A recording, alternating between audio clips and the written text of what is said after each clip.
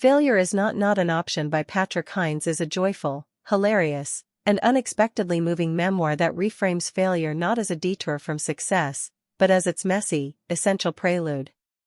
From the very first page, Hinds invites readers into the wildly unpredictable ride that has been his life, one full of big dreams, offbeat detours, cringe-worthy flops, and ultimately, a triumphant embrace of identity, community, and purpose. With warmth and wit, he turns personal disasters into comedic gold and poignant life lessons. The book opens with young Patrick as a theater-obsessed kid in small-town Massachusetts, where he dreams of Broadway stardom and imagines curtain calls in his living room. But from early on, things don't go as planned. His first audition ends in humiliation. He's cast as a tree, then a rock, then not at all. These childhood misfires set the tone. Hinds will fall, repeatedly and publicly, but he'll do it with flair, and learn something from every flop. As he grows older, Hinds chases a series of ambitions, from acting to broadcasting to journalism.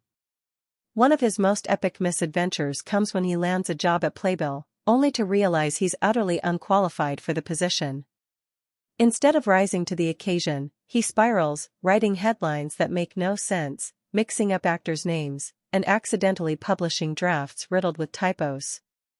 But rather than bury the story, he resurrects it here in full color, turning workplace panic into laugh-out-loud storytelling. The memoir is filled with these vividly told vignettes, misguided job interviews, failed relationships, awkward public mishaps, each told with brutal honesty and a gift for comedic timing. At one point, he describes auditioning for a reality TV show, only to be cut in the first round. He's devastated in the moment, but in hindsight, he realizes the rejection was a gift. That repeated pattern, of devastation giving way to perspective, is the emotional rhythm of the book. Hinds also explores the complex relationship between failure and identity, particularly as a gay man navigating both personal acceptance and public vulnerability. He writes about coming out, about the pressure to present success in a world that often judges harshly, and about how embracing his full, authentic self was the biggest risk, and the most rewarding one, he's ever taken. These sections are among the most heartfelt in the book, adding emotional depth to the humor. As the memoir progresses, Hinds recounts his accidental entry into podcasting, a medium he originally knew nothing about. What began as a side project with friends blossomed into a massive success with True Crime Obsessed, a chart-topping podcast known for its blend of dark content and campy commentary. But even this victory was built on the backs of earlier failures, podcasts that flopped, live shows that tanked, and moments where he questioned his path entirely. Rather than gloss over these missteps, Hinds lays them bare.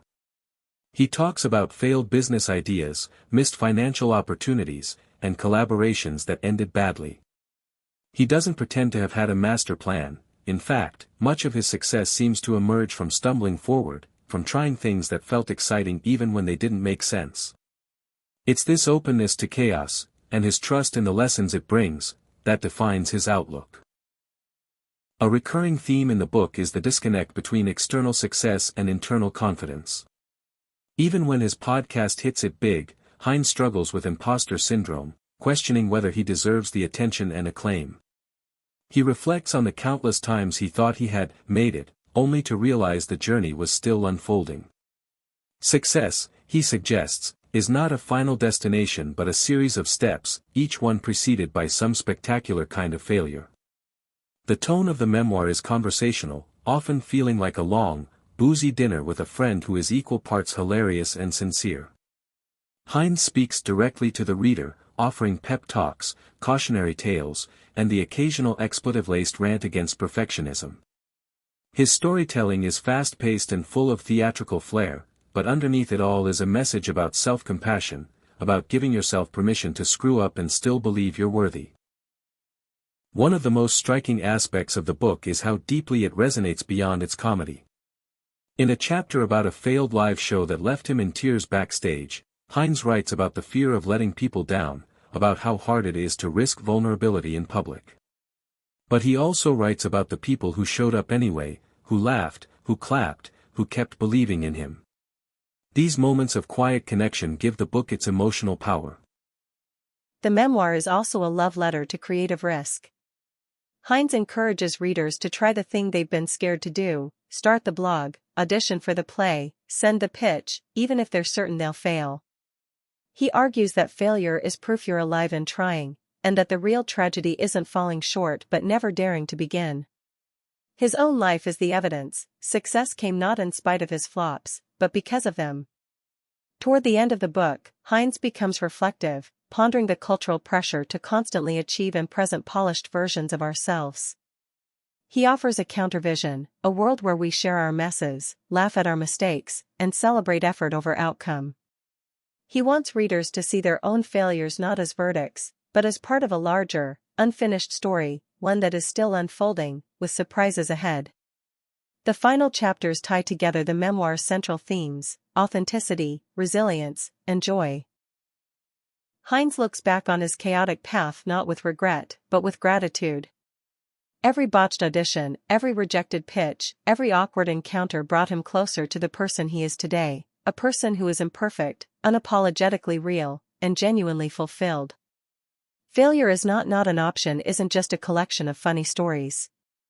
It's a manifesto for anyone who has ever tried and failed, and wondered what to do next. It's for the dreamers, the misfits, the people still figuring it out. Patrick Hinds doesn't promise a roadmap, but he offers something better: the reassurance that even the messiest detours can lead somewhere beautiful. And that failing, far from being the end, is often the start of something great.